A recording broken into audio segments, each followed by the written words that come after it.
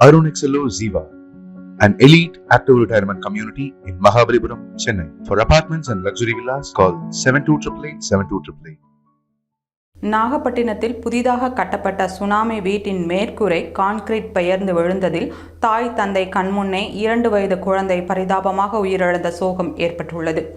நாகையை அடுத்த செல்லூர் சுனாமி குடியிருப்பைச் சேர்ந்தவர் விஜயகுமார்.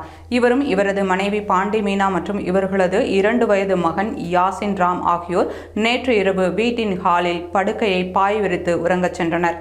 நள்ளிரவு இவர்கள் மூவரும் உறங்கிக் கொண்டிருந்த போது திடீரென இவர்கள் மீது சுனாமி வீட்டின் மேற்கூரை பெயர்ந்து கீழே விழுந்தது. இந்த விபத்தில் மின்விசிறி மற்றும் சிமெண்ட் காரைகள் பாளமாக 2 வயது குழந்தை யாசின் ராமின் உடலில் விழுந்ததில் குழந்தை வலியால் துடிதுடித்து அழுதது. இரவில் என்ன நடந்தது என தெரியாமல் அதிர்ச்சி அடைந்த பெற்றோர் குழந்தையை அங்கிருந்து நாகை அரசு மருத்துவக் கல்லூரி மருத்துவமனைக்கு சிகிச்சைக்காக கொண்டு சென்றனர். குழந்தையை பரிசோதித்த மருத்துவர்கள் குழந்தை ஏற்கனவே இறந்துவிட்டதாக தெரிவித்தனர். இந்த சம்பவம் செல்லூர் சுனாமி குடியிருப்பு மக்களிடம் சோகத்தை ஏற்படுத்தியுள்ளது. இதனிடையே இதில் படுகாயம் அடைந்த விஜயகுமாரின் மனைவி பாண்டி மீனாவிற்கு நாகை அரசு மருத்துவக் கல்லூரி மருத்துவமனையில் சிகிச்சை அளிக்கப்பட்டு வருகிறது.